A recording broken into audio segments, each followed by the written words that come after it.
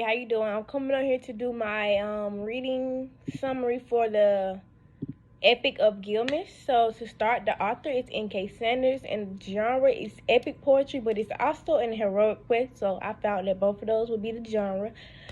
So to start, the Gilgamesh was known as the king of Uruk. I think I'm saying it right. I'm not sure.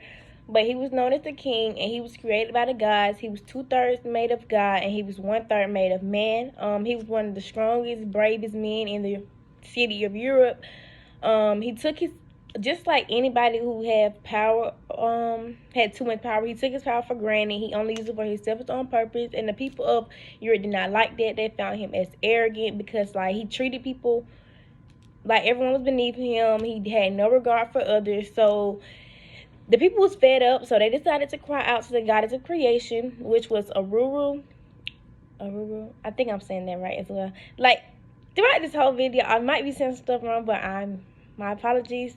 I'm not really good with that, but I'm gonna try my best. But anyways, they cried out to the goddess of creation, which was Aruru, because they felt like he needed to create his equal, so like he could change. Like, they needed something to change. Like, they did not like the way he was acting, so they wanted somebody to meet. They wanted him to meet his match or whatever. So his match happened to name be Enkidu. Enkidu was this hairy and muscular, not a common beast. It was just a hairy and muscular man, and he was hairy and muscular because he was created by, he was raised by animals, so that's the reason for that. And him and Gilgamesh grew up totally different and raised totally different, because Gilgamesh was raised by mankind and human nature and stuff, because he is 1/3 man.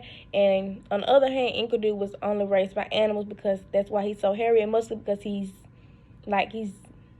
from kind of sort of like an animal, but not really an animal, but you know what I'm trying to say.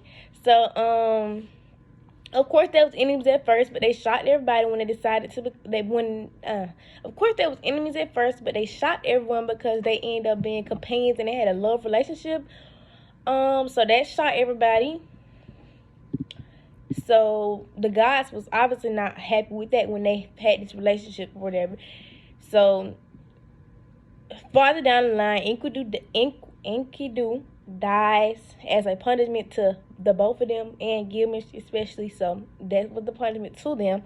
But one interesting fact about this story that I found was that they complement one another, because like Gilgamesh had like the strengths and the confidence, while Enkidu was wise and observant, which was good for the both of them. Well, not in the end, but it was good for the both of them. And I just never seen like a story or a movie or a plot to like that had like the people who supposed to be enemies, like who had rivals. I never seen them get together. Like, I never seen them work together. Like, it's just, I never seen them, because like with Spider-Man and the Green Goblin, like you would never see them working together, getting along. Like, they was like clashing heads and whatnot. So I just found that to be interesting, because I never seen like the people who were set out to be enemies for one another actually get along and actually have a love relationship. So I just found that to be interesting. And what I did like about this story was, I liked the themes, and it was a thing about the gods are dangerous and that love is a motivating force, and the inevitability of death. But I really like how the gods punished Gilgamesh for his actions. I feel like that was a long time coming, so I do agree with the gods when they did that to him, because of course Enkidu dies, and of course he had to suffer from his loss of his friend, his loved one. So of course I know that hurted him, because that would just hurt anybody. So I just felt like it was a long time coming. I felt like he deserved that. So I do agree with the guys when they did that, because like he had no regards for others. He treated people like he didn't care. So that's what he deserved. That was his punishment. And of course, and then he decides to set out and have this obsession with becoming immortal and stuff like that. But it's just, yeah, he just need to, I felt like guys did what they had to do. And that's just simple, point blank and period, because he deserved that. Like, you can't help that, say that he deserved that.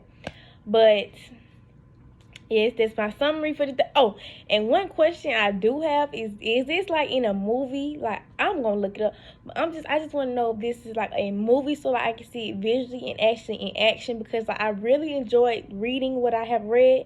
Like, it was very interesting to me. It kept my attention, so I just want to know if there's a movie, and I don't have any doubts. I can say this is well put together. But have a nice day, and see you later, and thank you for everything.